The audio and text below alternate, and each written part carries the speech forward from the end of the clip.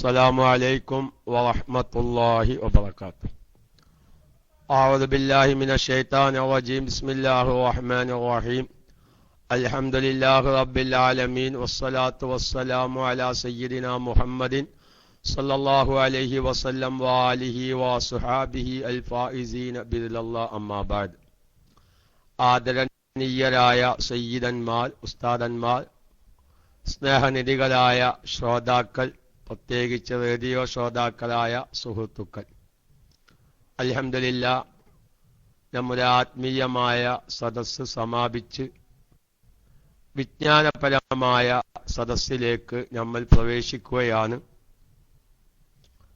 നമ്മുടെ ജീവിതത്തിൽ ഇനിയും അറിയേണ്ടതും പഠിക്കേണ്ടതുമായ ഒരുപാട് കാര്യങ്ങളുണ്ട് എന്ന് ചില വിഷയങ്ങൾ സൂചിപ്പിക്കുമ്പോൾ സാധുവായ എനിക്ക് മനസ്സിലാകുകയാണ്.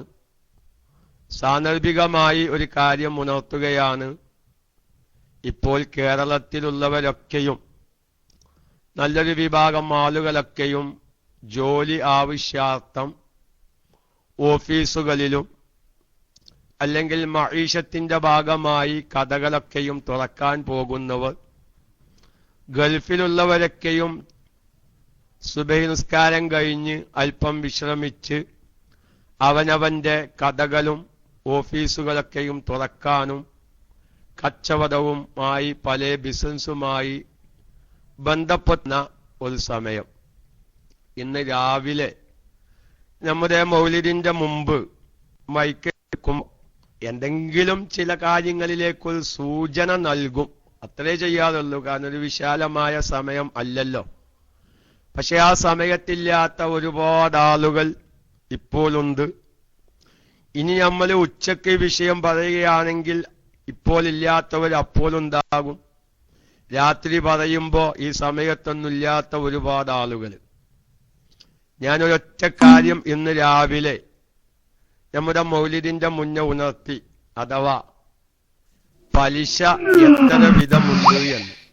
എല്ലാവരും ഒരു അല്പസമയം പടച്ചവനെ, ഞങ്ങളൊക്കെയും ഈ അധ്വാനിക്കുന്നതും കുടുംബത്തെ പുലർത്തുന്നതും ഭാര്യയെ നോക്കുന്നതും മക്കളെ നോക്കുന്നതും കഴിവിന്റെ പരമാവധി അവനവനെ കൊണ്ട് സാധിക്കുന്ന സഹായ സഹകരണങ്ങളൊക്കെയും ചെയ്യുന്നത് ആഖിറത്തിലെ വിജയത്തിന് വേണ്ടിയിട്ടാണ് എന്ന് നമുക്കുറപ്പാണ്. നമ്മളെല്ലാവരും ഏറ്റവും വലിയ ലക്ഷ്യം നമ്മുടെ ജീവിതത്തിൽ നമുക്ക് ആഖിറത്തിലെ വിജയമാണ് എന്ന കാര്യത്തിൽ യാതൊരു സംശയവുമില്ല.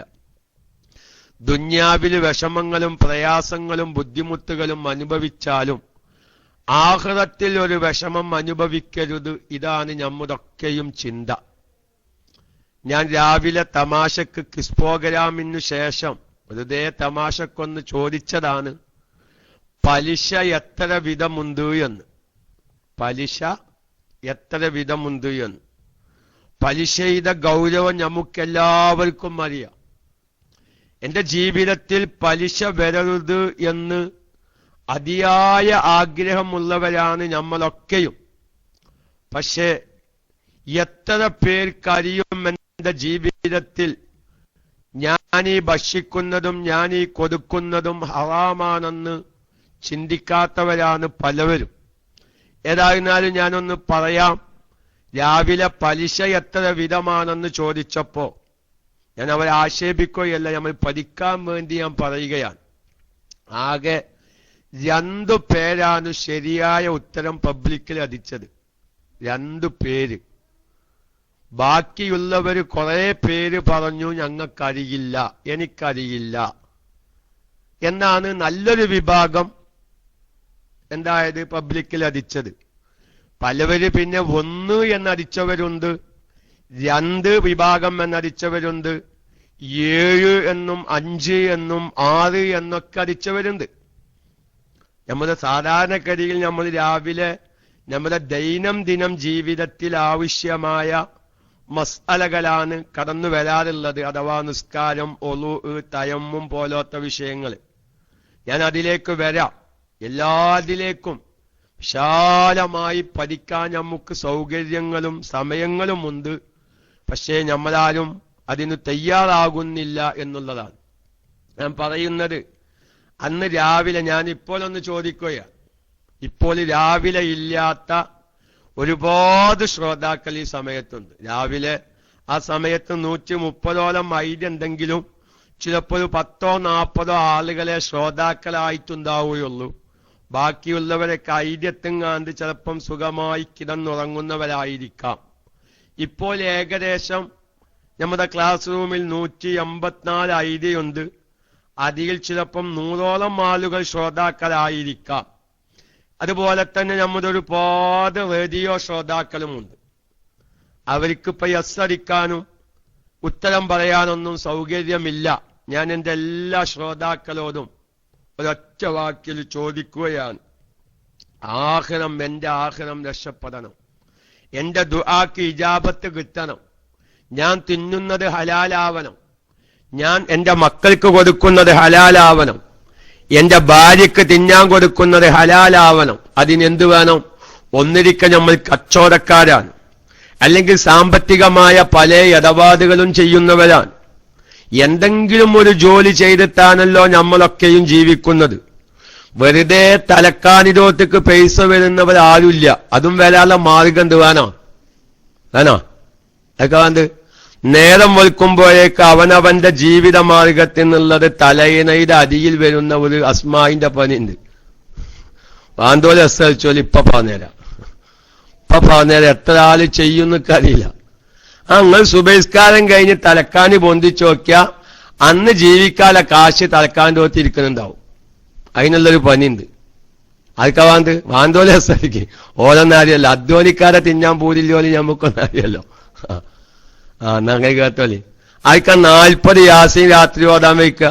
ഓല് മാത്രം അസ്സലിച്ചോലി 40 യാസീൻ രാത്രി ഉറങ്ങാൻ നേരത്ത് സാധിക്കുന്നവർ എസ് അടിച്ചാൽ ബാക്കിയുള്ളത് ഇൻഷാ അല്ലാഹ് ഞാൻ പറഞ്ഞുതരാം. നേരം വെളുത്ത് സുബൈസ്കാരം കഴിഞ്ഞ് നിങ്ങൾ തലക്കാണി ഇത് പൊന്തിച്ചു നോക്കിയാൽ കാണാം അന്ന് ജീവിക്കാല കാശ് അതിന്റെ ഒത്തുണ്ടാവും. ഇന്നൊക്കൊണ്ടാവൂല 40 യാസീൻ രാത്രി ഓതാൻ ദിവസം ഇല്ല. അന്നാണ് ഓതേണ്ട സൂറത്തുകളിലെ ചിലപ്പം ക്ലാസും പരിപാടിയും എല്ലാ ദിവസവും രാത്രി, അല്ലാതെ ജീവിതത്തിൽ ഒരിക്കല്ല. ജീവിതത്തിൽ ഒരിക്കൽ ചെയ്യേണ്ടത് ഹജ്ജും ഉംറയ്ക്കാണ് നിർബന്ധമായത്. അല്ലെങ്കിൽ തസ്ബീഹ് നിസ്കാരം അത് ജീവിതത്തിൽ ഒരിക്കൽ ചെയ്താലും മതി. എല്ലാ ദിവസവും ചെയ്യാം, അവ നടക്കൂല. ഒരിക്കലല്ല, ദിവസേന ഒരിക്കൽ ചെയ്താൽ അന്ന് ജീവിക്കാനുള്ളത് അന്ന് കിട്ടും. പിറ്റേ ദിവസം ഓതിയാൽ 40 യാസീൻ ഓതാൻ അതിന്റെ പുറമെ വേറെ കുറച്ച് കാര്യങ്ങളുണ്ട്. ഇരിക്കട്ടെ, ഞാൻ ഏതായാലും ഇപ്പൊ എനിക്ക് കിടക്കണില്ല. ഒന്നുപോലെ 40 യാസീൻ ഓതിയിട്ട് ഒരു പ്രത്യേകമായ ദിക്റും ചെല്ലാണ്ട് അത് ഇജാസത്ത് വാങ്ങിയിട്ട് ഇങ്ങനെ അത് ചൊല്ലിക്കോലി. അന്നാണ് ജീവിക്കാനുള്ളത്. അവനാതെ തലക്കാൻ്റെ ഒത്ത് സുബൈന്റെ ശേഷം ഉണ്ടാവും. മഹാന്മാർ പറഞ്ഞതാണ്. ഇല്ല ഇതിക്ക് ഞാൻ പറഞ്ഞുതരാം. നിങ്ങൾക്ക് പ്രയാസമില്ലാത്ത ഒന്ന് അത് പാരക്കൊണ്ടും ആവൂല. 40 യാസീൻ ഓതിയിട്ട് പിറ്റേ ദിവസം തലക്കാൻ്റെ ഒത്ത് കാശ് വരാതെ പണി എടുക്കാൻ നിങ്ങളെ കൊണ്ടാവൂല. എന്നാൽ ഞാൻ ഒരു പണി പറഞ്ഞുതരാം. സുബഹിന്റെ 2 റക്അത്ത് നിസ്കരിക്കുക. എന്താപ്പത്? ഫാത്തിഹ യാസീൻ ഓതാൻ പറഞ്ഞ പിന്നെ ഫാത്തിഹ ഓതിയാൻ മതിയോ ഇഖ്ലാസ് സൂറത്ത് ഓതിയാൻ മതിയോ എന്ന് ചോദിച്ചാൽ 40 യാസീൻ ഓതാൻ പറഞ്ഞ പിന്നെ 40 യാസീൻ ഓതിയാന്നല്ലാതെ തലക്ക് പിരാന്ത് പിടിപ്പിച്ചെന്ന്. ഞാൻ ഓൺലൈനാണ്, മൈക്കത്തെങ്ങാണ്ട് പോകും ഞാൻ. 40 യാസീൻ ഓതാൻ പറഞ്ഞ പിന്നെ കൊഴുക്കുവായി നോക്കല.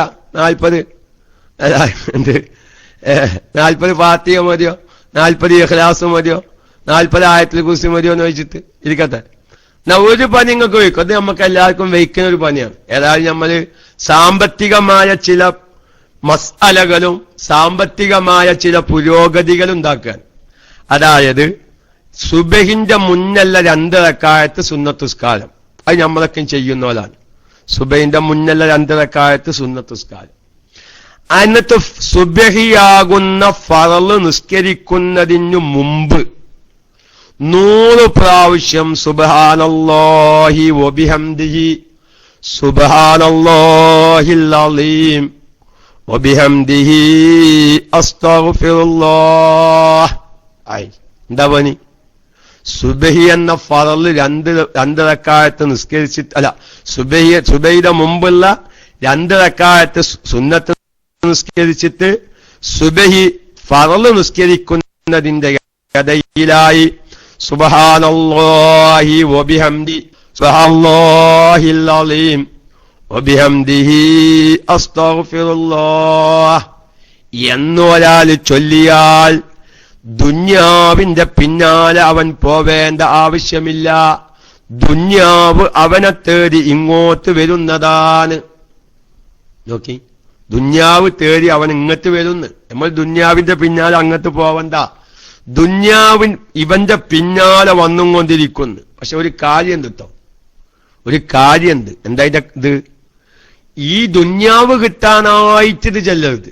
നമ്മളൊരു വിക്റ് ചെല്ലുക, അതിന്റെ പേരിൽ പരീക്ഷണാർത്ഥം ചെല്ലിയാൽ അതിന്റെ കൂലി കിട്ടൂലേ?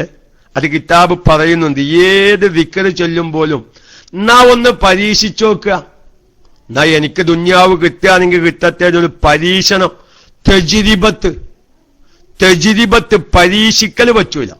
നമ്മളൊരു അമല് ചെയ്യുക, ആ അമല് ചെയ്യുമ്പോ അതിന്റെ ബറക്കത്ത് കൊണ്ട് അല്ലാഹു തആല നമുക്ക് ഒരുപാട് ഖൈറാത്ത് ഇങ്ങനെ നൽകിക്കൊണ്ടിരിക്കും. ഏതോ ഇരിക്കട്ടെ, വെയ്ക്കിനൊരു പനി ഞാൻ പറഞ്ഞു എന്ന് മാത്രം.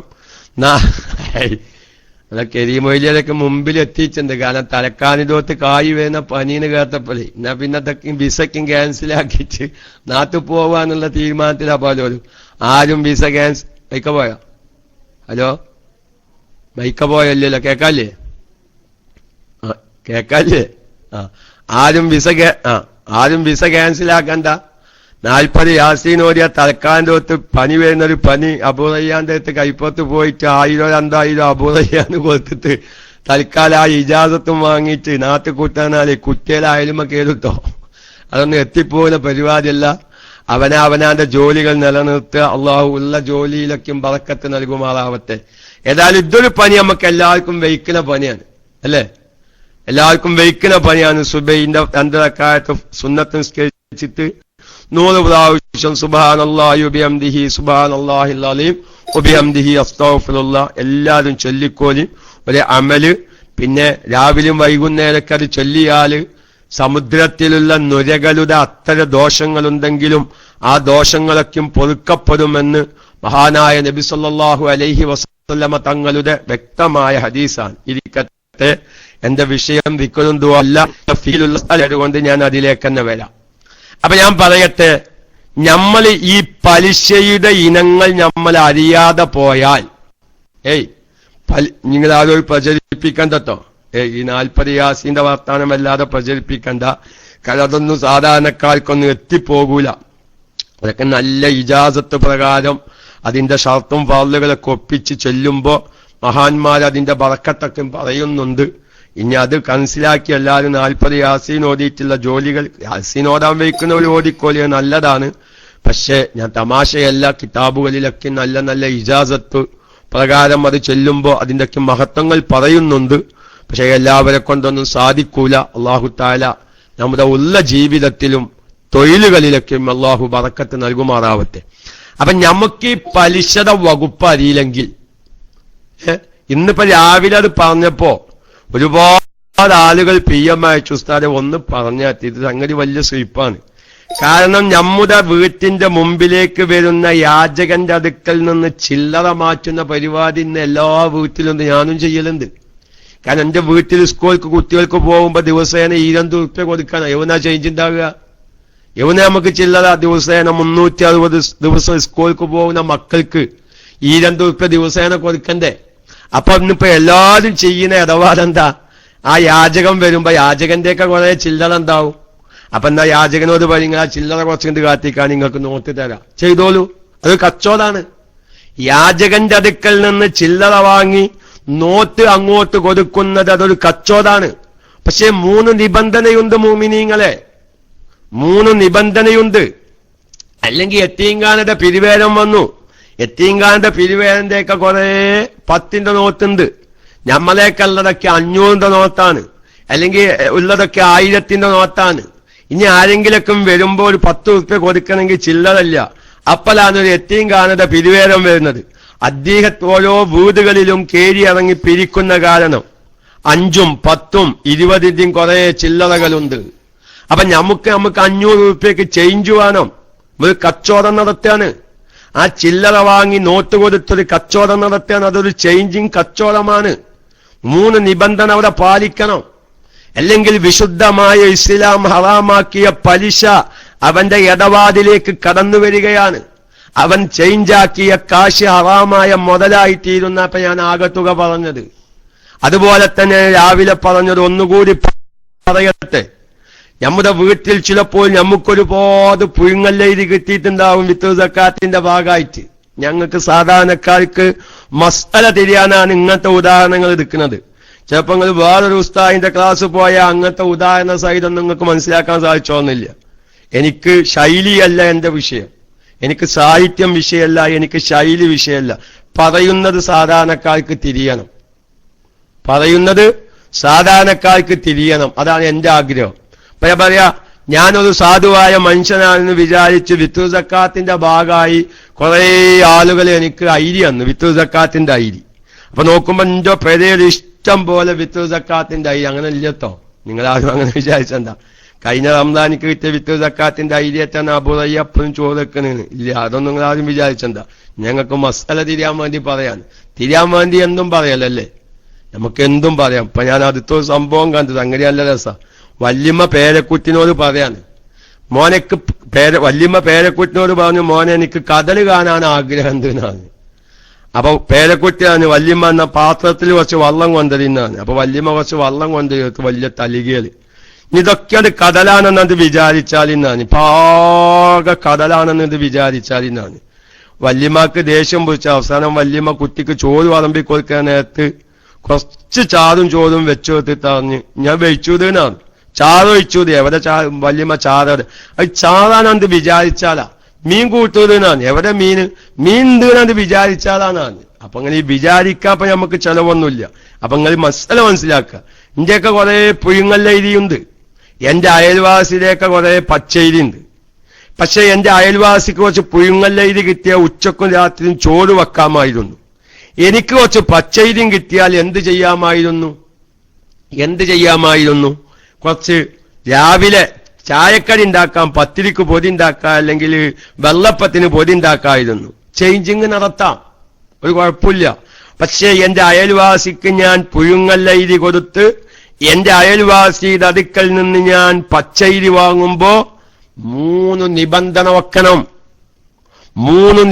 വെക്കണം. അത് അരിക്കു പകരം കച്ചവടം നടത്തുകയാണ്. കോതമ്പത്തിനു പകരം കച്ചവടം നടത്തുകയാണ്. സ്വർണത്തിനു പകരം കച്ചവടം നടത്തുക. നമ്മളെ ന്യായം എന്താ ഉസ്താദെ? പഴയ സ്വർണം പുതിയ സ്വർണം ഒന്നും നോട്ടല്ല. സ്വർണത്തിന് കച്ചവടം നടത്തുമ്പോ പഴയ സ്വർണത്തിന് വില കുറവാണ്, പുതിയ സ്വർണത്തിന് വില അധികമാണ്. ഫുഖഹാക്കൾക്കറിയാം, ലോകത്തുള്ള പണ്ഡിതന്മാർക്ക് എല്ലാവർക്കും അറിയാം. പക്ഷെ പഴയത് പുതിയത് എന്നതിലേക്കല്ല നോട്ടം. സ്വർണത്തിനു പകരം ചേഞ്ചിങ് നടത്തുമ്പോൾ എന്റെ അടുക്കൽ കുറെ കോയൻസ് ഉണ്ട് എന്ന് കൂട്ടിക്കോലി അല്ലേ. എന്റെയൊക്കെ കുറെ കോയൻസ് ഉണ്ട്, ഞാൻ ഗൾഫിൽ നിന്ന് വന്നപ്പോ കൊണ്ടുവന്നതാ. ധൈര്യമായി പറയാ ഗൾഫ്, കാരണം പോലീസ് വിളിച്ചാലും പോയിരുന്നില്ല സാറേ, ഞാൻ ഗൾഫ് പോയിട്ടില്ലല്ലോ, പാസ്പോർട്ട് നോക്കിന്ന് പറയല്ലോ. അപ്പൊ ഏതായിരുന്നാലും കോയൻസ് ഉണ്ട്. മറ്റോന്റെയൊക്കെ കുറെ ആഭരണം ഉണ്ട്. അപ്പൊ മറ്റോൻക്ക് ആഭരണമാണ്, എനിക്ക് ആഭരണമാണ് ആവശ്യം, മറ്റോൻക്ക് കോയൻസ് ആണ് ആവശ്യം. ചേഞ്ചിങ് ആക്കാം. പക്ഷെ ഇത് സ്വർണത്തിന് പകരം വിൽപ്പന നടത്തുകയാൽ ഇത് കോയൻസിന് വില കൂടിയേക്കാം, ആഭരണത്തിന് വില ചുരുങ്ങിയേക്കാം. പക്ഷെ ആഭരണോ കോയൻസോ എന്നല്ല നോക്കേണ്ടത്. സ്വർണത്തിന് പകരം വിൽപ്പന നടത്തുമ്പോൾ 3 നിബന്ധന വെക്കണം. നേരെ മറിച്ച് കോതമ്പം അരിക്കു പകരം വിൽക്കാണ്, ശ്രദ്ധിക്കേണ്ടതാണ്. ഇത് പല ആൾക്കാരും പറയുന്നത് ഇപ്പൊ പെണ്ണുങ്ങളോട് പറഞ്ഞ കാര്യം, പെണ്ണുങ്ങളാണ് ഈ മസല പഠിക്കേണ്ടത്. കാരണം നമ്മൾ ഗൾഫിലാണ്, നമ്മുടെ നാട്ടിലെ സ്ത്രീകളാണ് ഇന്ന് ഈ ആഭരണങ്ങളൊക്കെയും ചേഞ്ച് ആക്കാൻ നടക്കുന്നത്. ഗൾഫിൽ നിന്ന് ആഭരണം വാങ്ങാനുള്ള കാശ് വരുന്നു. തന്റെ ഭാര്യ എന്ത് ചെയ്യുന്നു? പഴയ സ്വർണം കൊടുത്ത് ജ്വല്ലറിയിൽ പോയി പുതിയ സ്വർണം വാങ്ങുമ്പോ പ്രിയപ്പെട്ട എന്റെ ശബ്ദം കേൾക്കുന്ന സഹോദരിമാർ, എന്റെ ശബ്ദം കേൾക്കുന്ന പുരുഷന്മാർ, ഞാൻ കാശ് അയച്ചു തരാം, തൽക്കാലം ചെയിൻ ഒന്ന് ചേഞ്ച് ആയിക്കാല, പഴയ ചെയിനുണ്ട് ഭാര്യന്റെ കൗത്തില്. അപ്പൊ കുറച്ച് കാശ് അത് അയച്ചു കൊടുത്തു. കുറച്ച് കാശ് നമ്മൾ അയച്ചു കൊടുത്തു. ആ ചെയിനൊന്നാണ്ട് ചേഞ്ച് ആയിക്കാതെ അത് കൊടുത്തെങ്ങാണ്ട് പുതിയ ചെയിന് വാങ്ങാൻ കാശ് അയച്ചു കൊടുക്കുന്നില്ലേ നമ്മളൊക്കെ? പക്ഷെ ഭാര്യക്ക് മസ്അല കാശ് അയച്ചു കൊടുക്കുന്നതിന്റെ ഒപ്പം മസ്അല അങ്ങനത്തെ അയച്ചു കൊടുക്കണം. എന്ത്? നീ ഈ പഴയ സ്വർണം കൊടുത്തിട്ട് ജ്വല്ലരിയിൽ പോയി സ്വർണം പുതിയ ചെയിന് വാങ്ങുമ്പോൾ ഈ 3 നിബന്ധന അവിടെ വെക്കണം. അല്ലെങ്കിൽ നിബന്ധന വെക്കാത്ത രൂപത്തിൽ നിനക്ക് കച്ചവടം ചെയ്യാൻ സാധിക്കുന്നില്ലെങ്കിൽ ഇന്ന രൂപത്തിലെ കച്ചവടം നടത്താകൂ എന്ന് പഠിപ്പിക്കണം. അല്ലെങ്കിൽ നമ്മളുടെ ഭാര്യയുടെ കഴുത്തിൽ കിടക്കുന്ന ചെയിന് പലിശന്റെ മുതലാണ്. ഹറാമായ പലിശന്റെ മുതൽ കഴുത്തിലെത്തിത്താണ് എന്റെ ഭാര്യ നിസ്കരിക്കുന്നത് എന്ന വിവരമില്ലാത്ത ഒരുപാട് സാധാരണക്കാർ ഇപ്പോൾ നമ്മുടെ ഈ ക്ലാസ് റൂമിലുണ്ട് എന്ന് എനിക്കറിയാം. ഞാൻ ആക്ഷേപിക്കാനല്ല പറയുന്നത്, അല്ലെങ്കിൽ നമ്മുടെ ക്ലാസ് റൂമിലുള്ളവർ സാധാരണക്കാരായതുകൊണ്ട് അറിയില്ല. അതുകൊണ്ട് ഞാൻ ഒരൊറ്റ കാര്യം പറയുന്നു. ഇനിയിപ്പോ ഞാനത് ബോധ്യപ്പെടുത്തിത്തരാം. എല്ലാവരും ഞാൻ പറയുന്നതിനൊരു ഉത്തരങ്ങളെ അടിച്ചേ പറ്റൂ. ഇതങ്ങനത്തെ ഒരു ക്ലാസ്സായി മാറട്ടെ. നമുക്കൊരു ഉപകാരം ചെയ്യട്ടെ നമ്മുടെ KMIC. അള്ളാഹുവേ, എന്റെ ആഖിറയും ഇന്ന് KMICയിൽ നിന്ന് കിട്ടി. പള്ളിയിൽ പിരിച്ചു കിട്ടുന്ന ചില്ലറകൾ എന്താ? അപ്പൊ നിങ്ങൾ ഇങ്ങനെ ചോദ്യം ചോദിച്ചെന്താ? ആ ചോദ്യത്തിനൊന്നും പ്രസക്തിയില്ല. എന്റെ ബുദ്ധിയുള്ളവർ അത് ശ്രദ്ധിക്കണം. പള്ളിയിൽ നിന്ന് കിട്ടുന്ന പൈസ ചില്ലറ, ബാങ്ക് എന്താ ചില്ലറ പൈസക്ക് ചേഞ്ച് ആക്കുമ്പോ കച്ചവടം നടത്തുമ്പോ 3 നിബന്ധന വെക്കണം. അത് പള്ളിക്കന്ന് കിട്ടിയ പൈസയാണോ, യാചകന്റെ കയ്യിൽ നിന്ന് കിട്ടിയതാണോ, റേഷൻ പീടികന്ന് കിട്ടിയതാണോ, ബസ്സിലെ കണ്ടക്ടറേക്കന്ന് കിട്ടിയതാണോ, കുറ്റിയിൽ കോറ്റി വലിച്ചപ്പോ കിട്ടിയതാണോ, അതിലേക്കൊന്നും ഇപ്പൊ നോട്ടില്ല. ഇത് ഏത് ചില്ലറയാണെങ്കിൽ നോട്ടാക്കാം. ചേഞ്ച് ആക്കുമ്പോ അതിന് നിബന്ധന ഉണ്ട്. ഏതായാലും ഞാൻ എന്റെ വിഷയത്തിലേക്ക് കടക്കുന്നതിന് മുമ്പ് ഞാൻ ഒരൊറ്റ ചോദ്യം ചോദിക്കട്ടെ. ഒരുപാട് ശ്രോതാക്കളുണ്ടല്ലോ, കേൾക്കുന്നവരൊക്കെ ആദ്യം ഒരു എസ്സരിക്ക്. ഇപ്പൊ ഈ ക്ലാസ് റൂമിൽ ഇരുന്ന് കേൾക്കുന്നവരൊക്കെ ഒരു എസ്സരിക്ക്. എത്ര ആളുണ്ട് ഇപ്പൊ ഈ ക്ലാസ് റൂമിൽ നിന്ന് അറിയാലോ. എന്നിട്ട് ഞാൻ ബാക്കിയുള്ളത് ഇപ്പൊ ഇനി ഉത്തരത്തിലേക്ക് കടക്കുമല്ലോ. നമുക്കൊരു മാറ്റം നമ്മുടെ ജീവിതത്തിൽ. ഒരാൾ ഒരു എസ്സരിക്കുക, 2 ഒത്തടിക്കുക. അപ്പൊ ക്ലാസ് റൂമിലെ ഏകദേശം ആളുകളുടെ എണ്ണം കിട്ടൂല. ഇൻഷാ അല്ലാഹ് കുറെ ആളുകളുണ്ട്. ചിലപ്പോ നമുക്ക് എണ്ണാനൊന്നും പറ്റില്ല. ഇനി എസ്സരിക്കാത്തോൽക്ക് ഇഞ്ഞൊക്കെ എസ്സരിക്ക, അടിച്ചോലിഞ്ഞടിക്കരുത്. ഏതായാലും ഇത്തിരി ആളുകളുണ്ട്. കഴിഞ്ഞ മാഷാ അല്ലാഹ് മതി കഴിഞ്ഞ്. ഞാൻ അടുത്തൊരു ചോദ്യം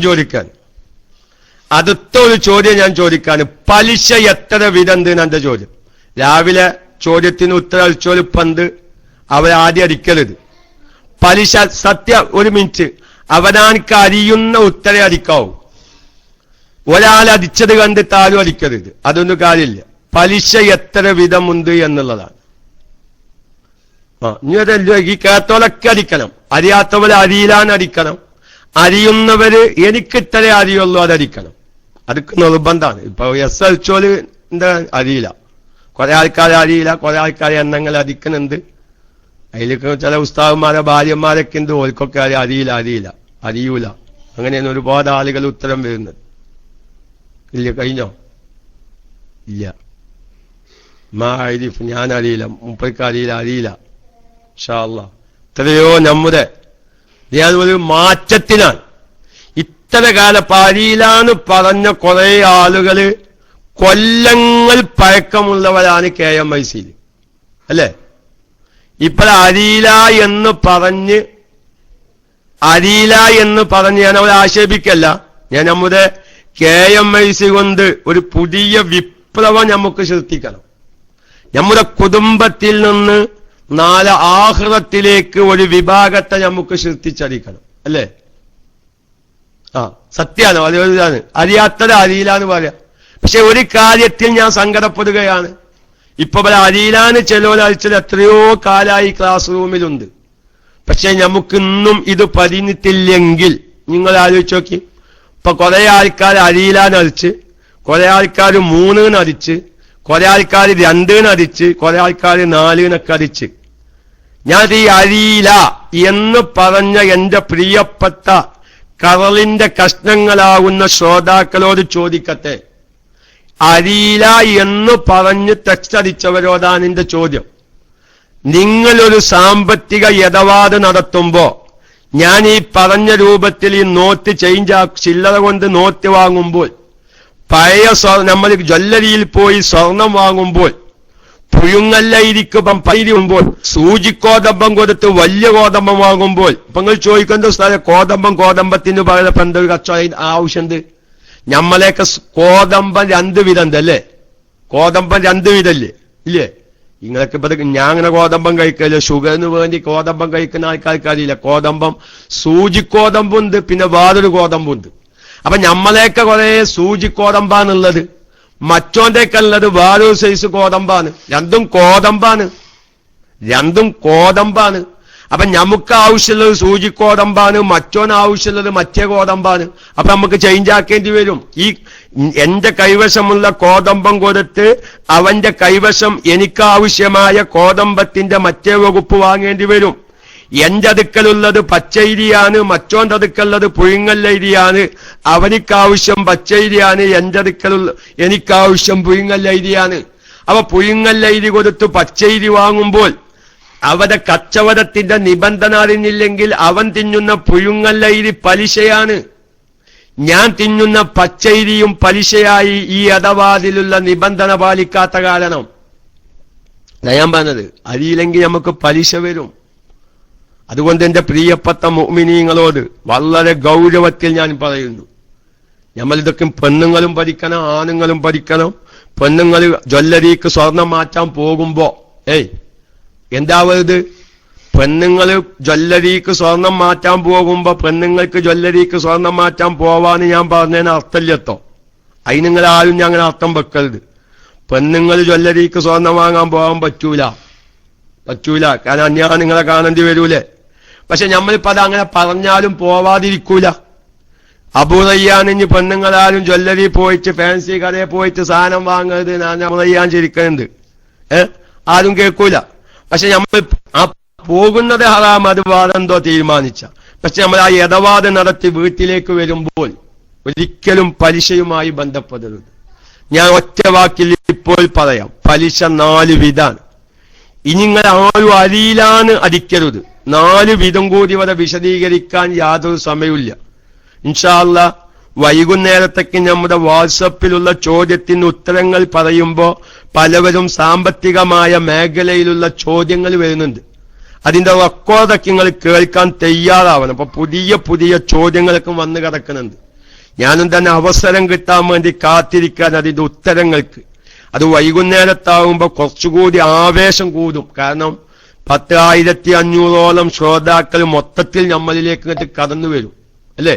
അപ്പൊ അതുകൊണ്ട് ഞാൻ പറയുന്നു, പലിശ 4 വിധമാണ്. ഇനി മേലാക്കം അറിയില്ല എന്ന് ആരും പറയരുത്. പലിശ 4 വിധം. ഞാൻ ഒന്നിങ്ങനെ ചുരുക്കി പറയാം. ഒന്നാമത്തത് അറബി ഭാഷയിൽ വേണമെങ്കിൽ പറയാം. നമ്മുടെ സക്കാഫി ഉസ്താദ് അടിക്കേണ്ട അൽഹംദുലില്ലാ. റിബൽ കറല് സക്കാഫി ഉസ്താദ് അറബിയിലായതുകൊണ്ട് ചിലപ്പോൾ സാധാരണക്കാർക്ക് തിരിയാതെ പോകും. പണ്ട് പള്ളിക്കല ഉസ്താദ് ഇങ്ങനെ പ്രസംഗിച്ചു, എന്നും പ്രസംഗിക്കും മൂപ്പര്. പക്ഷെ ഉസ്താദിന്റെ പ്രസംഗത്തിൽ ഇടയിൽ ഇങ്ങനെ അറബി അൽഫാൽ കടന്നു വരും. അപ്പൊ കമ്മിറ്റിക്കാർ പറഞ്ഞു, ഉസ്താദിന്റെ പ്രസംഗമൊക്കെ നല്ല ഉഷാറാണ്, ഈ അറബി വേർഡ് വരുന്നത് കാരണം സാധാരണക്കാർക്ക് പ്രസംഗം തിരിഞ്ഞില്ല എന്നാണ്. അപ്പൊ അടുത്ത വെള്ളിയാഴ്ച സാധാരണക്കാർക്ക് തിരിഞ്ഞ ഭാഷയിൽ നല്ലൊരു പ്രസംഗം നടത്തി. പ്രിയപ്പെട്ട മോമിനീങ്ങളെ, നിങ്ങൾക്കൊക്കെയും എന്റെ പ്രസംഗം തിരിഞ്ഞില്ല എന്നൊരു അഭിപ്രായം കേട്ടുകയാണ്.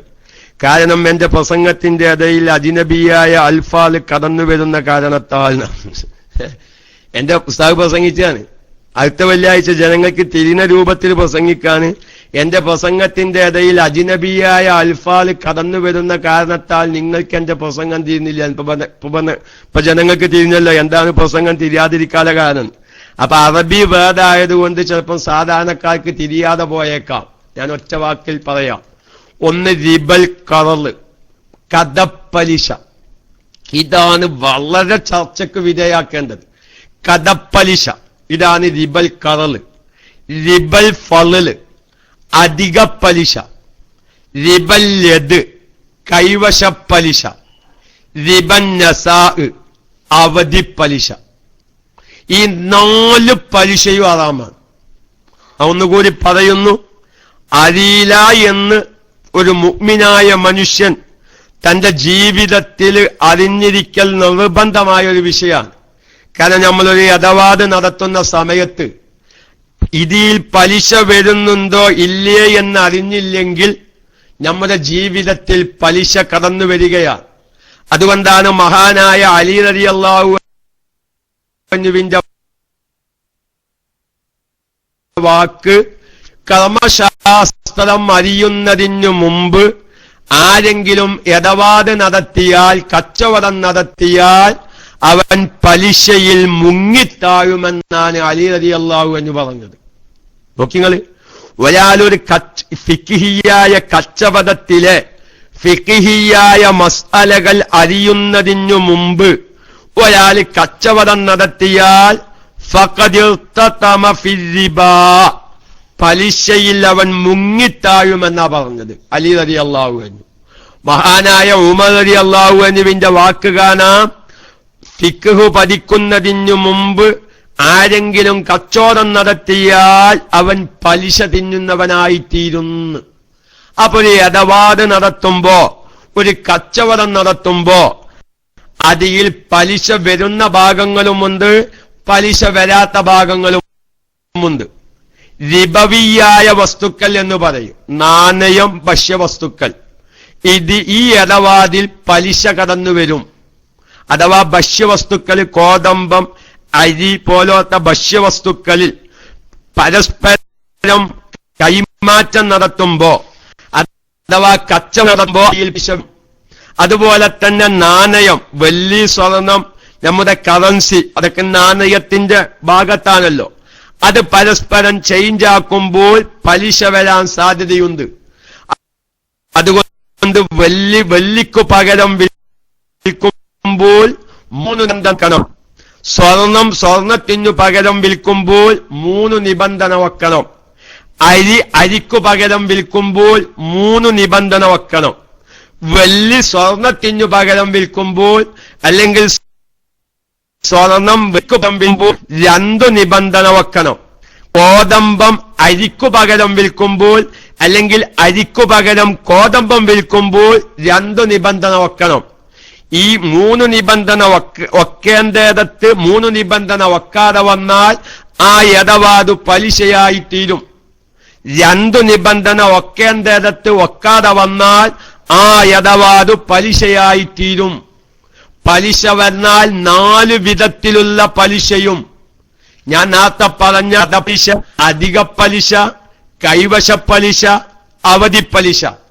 ഈ 3 പലിശ, കടപ്പലിശയല്ലാത്ത 3 പലിശയും, അഥവാ അധിക പലിശയാകുന്ന റിബൽ ഫളലും, കൈവശ പലിശയാകുന്ന റിബൽ യദും, അവധി പലിശയാകുന്ന റിബൻ നസാഉം കടന്നു വരുന്നത് കച്ചവടങ്ങളിലാണ്. നേരെ മറിച്ച് റിബൽ കറള്, കടപ്പലിശ കടന്നു വരുന്നത് നമ്മുടെ കടമിടപാടിലാണ്.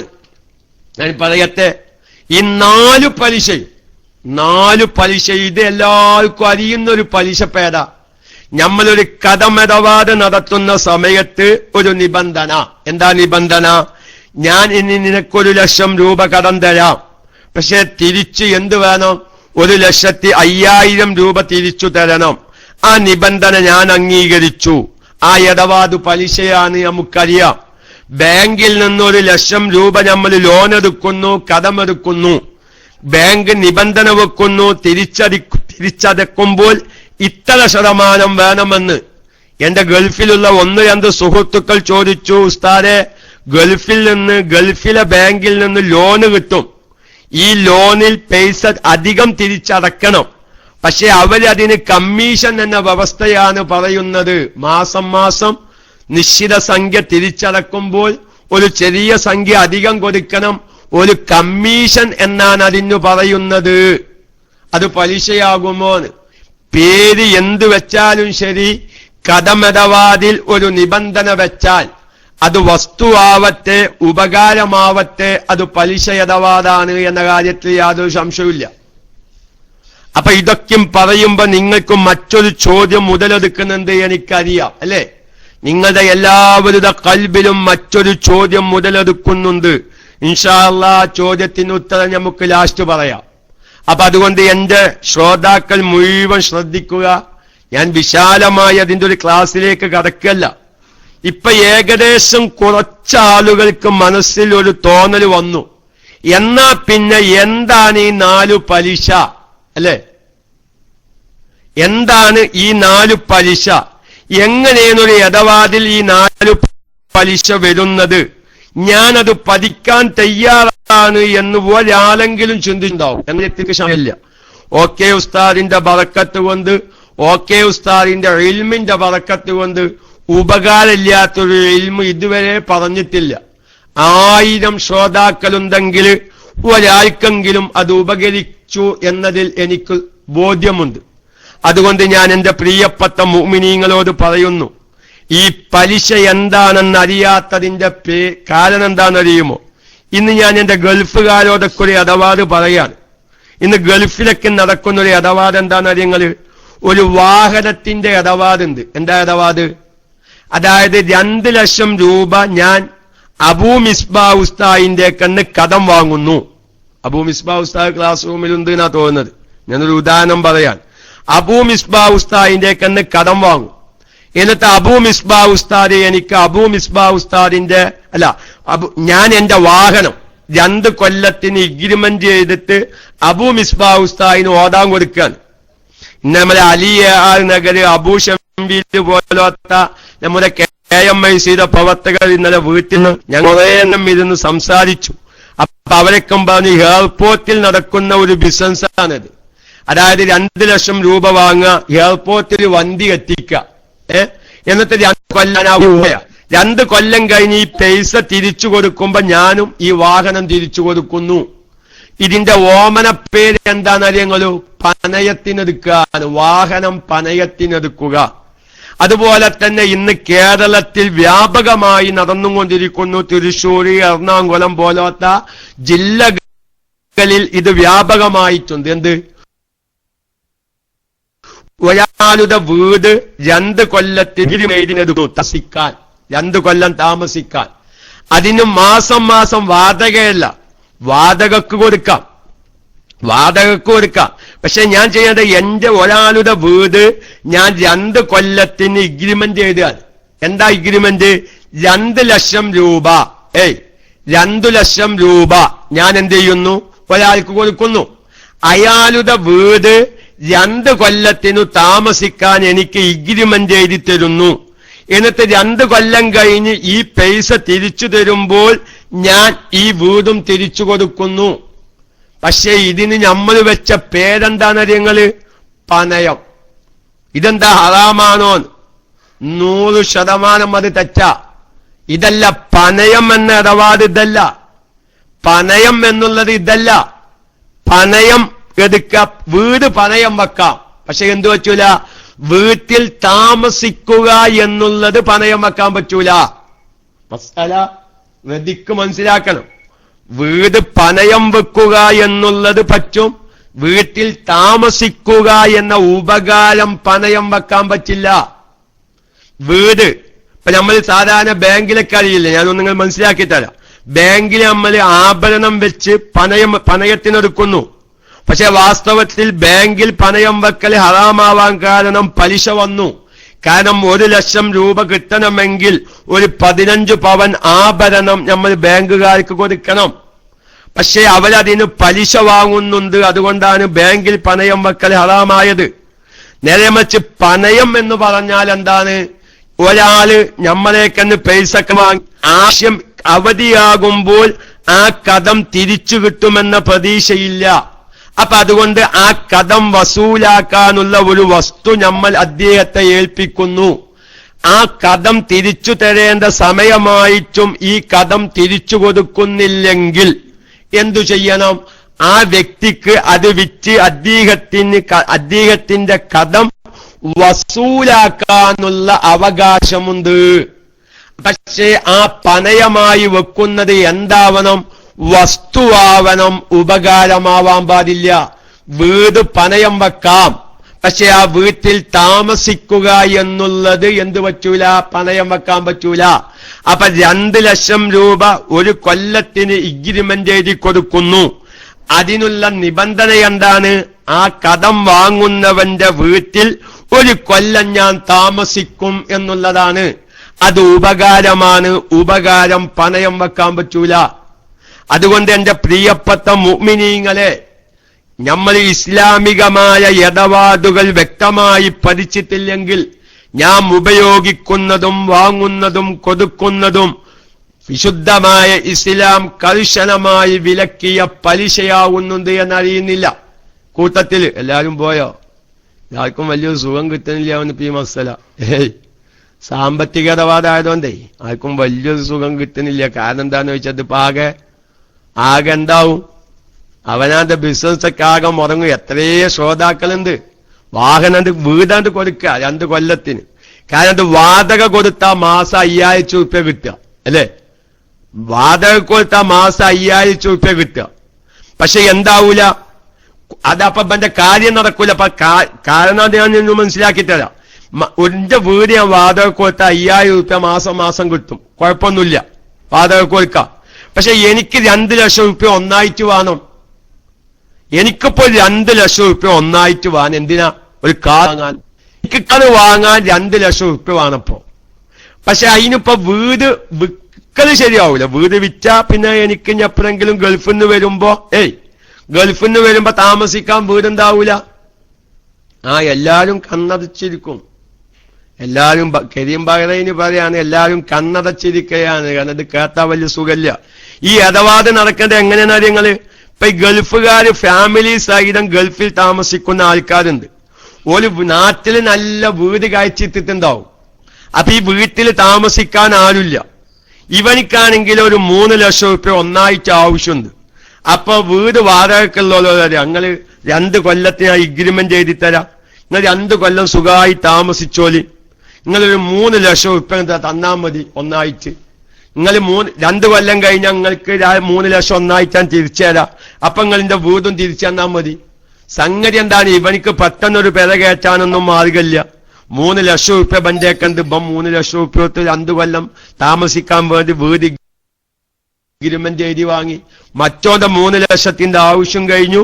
എനിക്ക് 2 കൊല്ലം വീട്ടിൽ വാടകയില്ലാതെ സുഖമായി താമസിക്കും ചെയ്യാം അല്ലേ? ഇതാണ് ഇപ്പൊ എല്ലാരും ചെയ്യുന്നത്. വാഹനം അങ്ങനെ തന്നെയാണ്. കാരണം എന്താ? വാഹനം ഞാന് ഗൾഫിലാണ്, നാട്ടിൽ നല്ലൊരു വാഹനമുണ്ട്, അത് നിർത്തിത്തിക്കാണ്. അത് ഓടാൻ കൊടുക്കാൻ ആർക്കും ധൈര്യമില്ല. അപ്പൊ നാട്ടിലൊരാൾക്ക് 2 കൊല്ലത്തിനൊരു വാഹനം വേണം. നിക്കാണെങ്കിൽ ഒരു 2 ലക്ഷം രൂപയും വേണം. ഞാൻ ആ വാഹനം അവനിക്ക് എഗ്രിമെന്റ് എഴുതി കൊടുക്കുന്നു. എന്നിട്ട് 2 ലക്ഷം രൂപ ഞാൻ വാങ്ങുന്നു. ഞാൻ നാട്ടിലേക്ക് തിരിച്ചു വന്ന് 1.5 കൊല്ലം കഴിയുമ്പോ വാഹനം എനിക്ക് തിരിച്ചു തരാം. ഞാൻ നിനക്കെന്താക്കാം? നിന്റെ 2 ലക്ഷം തിരിച്ചു തരാം. ഇത് നമ്മളെ പേര് പണയമെന്നാണല്ലേ? പണയത്തിന് വാഹനം പണയത്തിന് എടുക്കലാപ്പത്. അതുപോലെ തന്നെ വീട് പണയത്തിന് എടുക്കല. ഇത് പണയമല്ല മക്കളെ. പണയമായി വെച്ച വസ്തുവിനെ ആരുടെ അടുക്കലാണോ പണയം വെച്ചത് അവനക്കത് ഉപയോഗിക്കാൻ പാടില്ല. ഇവൻ കടം കൊടുത്ത സംഖ്യ തിരിച്ചു കിട്ടേണ്ട സമയത്ത് തിരിച്ചു കിട്ടുന്നില്ലെങ്കിൽ പണയം വെക്കപ്പെട്ട വസ്തുവിനെ വിൽക്കാനും വാങ്ങാനും അധികാരം വേണം. അപ്പോഴേ പണയം ശരിയാവുള്ളൂ. കൂട്ടത്തിൽ ഒരു കാര്യം ഞാൻ പറയാൻ, ഞാൻ അബൂ സിനാൻ ഉസ്താദിന്റെ ക്ലാസിന്റെ ടൈമാണ് തിങ്കളാഴ്ച 10 മണിക്ക്. ഞാനിപ്പോ മസ്അലയിലേക്കൊന്നുമല്ല, നമ്മളൊന്ന് പഠിക്കാതെ താല്പര്യം എന്താക്കുക.